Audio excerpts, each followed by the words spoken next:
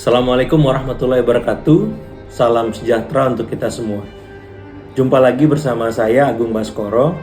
Kali ini di platform YouTube, ya bukan di televisi ataupun di media online cetak sebagaimana sering teman-teman simak ya beragam analisa pendapat saya.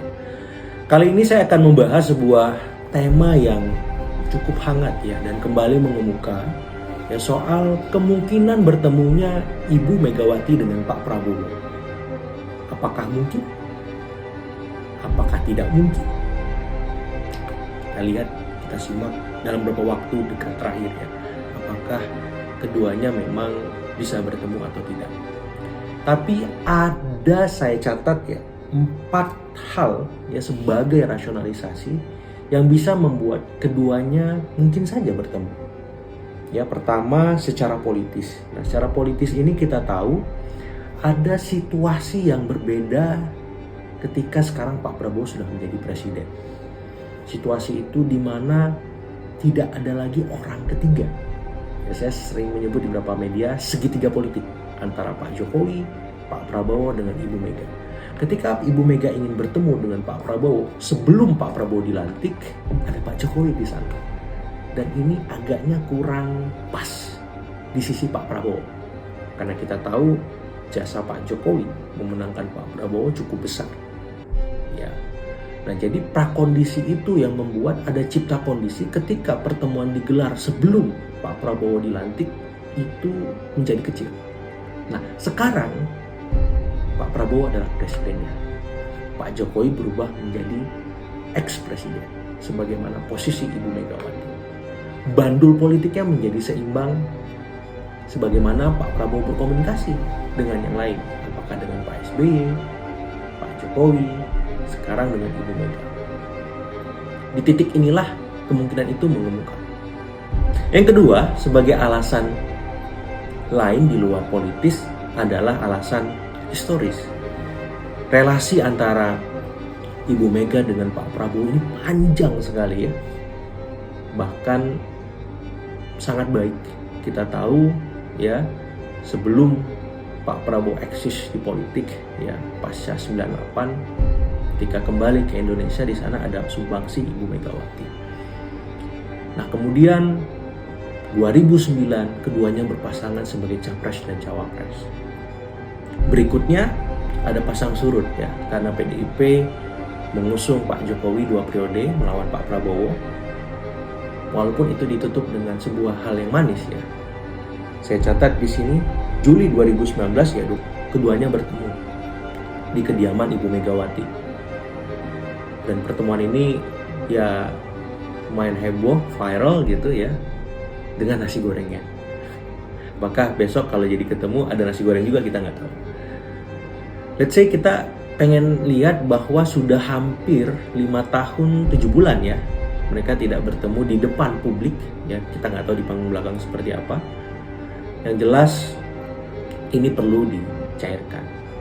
Jadi rasionalisasi kedua setelah historis, kemudian ada alasan-alasan sosiologis ya, dimana kita pengen otot-otot politik elit dan masyarakat kita rileks lagi ya, tidak tegang, tidak kesannya horor ya, saling berbeda ekstrim semacam itu, sehingga pertemuan antara Ibu Mega dan Pak Prabowo ini ya bagian dari aspirasi publik juga, supaya semua pihak bisa berkomunikasi walaupun berbeda posisi ya, misalkan PDIP di seberang, kemudian Pak Prabowo di dalam menjalankan pemerintahan. Jadi ini penting untuk memperkuat kohesi sosial masyarakat kita di level manapun, di level bawah, menengah maupun atas. Nah, yang keempat, secara yuridis, ya secara hukum. Kenapa pertemuan ini menjadi relevan? Tentunya bagi PDIP dan Ibu Mega, karena ya kita tahu di tengah sistem politik kita belum matang, seringkali oposisi, tanda petik, karena PDIP tidak mengenal Trump itu, tidak terlalu optimal mendapat perlindungan hukum atau legal protection. Dan kita tahu sekarang ada banyak ya teman-teman PDIP yang sedang berhadapan dengan kasus hukum. Ada Pak Hasto di sana, Pak Yasona kemudian dicekal, Pak Ahok dipanggil. Jadi ini semacam arahan ya, pertemuan ini menjadi urgen di sisi PDIP agar ya PDIP secara institusi maupun Ibu Mega secara personal bisa berkomunikasi dengan Pak Prabowo dan pemerintah. Nah, dari luar itu apa sih efeknya? Ada nggak sih eksesnya? Pasti ya, efek dan ekses yang paling dikhawatirkan banyak pihak ketika PDIP ini merapat dan berikutnya bergabung ke pemerintahan Pak Prabowo. Otomatis ya partai, institusi resmi politik secara formal yang memainkan peranan untuk check and balances menjadi berkurang. Walaupun ini sudah dibantah oleh kader utama PDIP, Pak Ahmad Basara, yang menyampaikan bahwa PDIP akan tetap menjadi mitra strategis, ya, mitra kritis pemerintah. Dan saya teringat dengan peran Demokrat di masa 2014 ya sampai penghujung 2024, di mana menjalankan posisi sebagai penyimbang. Mereka tidak di dalam, tidak di luar pemerintahan, tapi saat dibutuhkan mereka akan sepakat.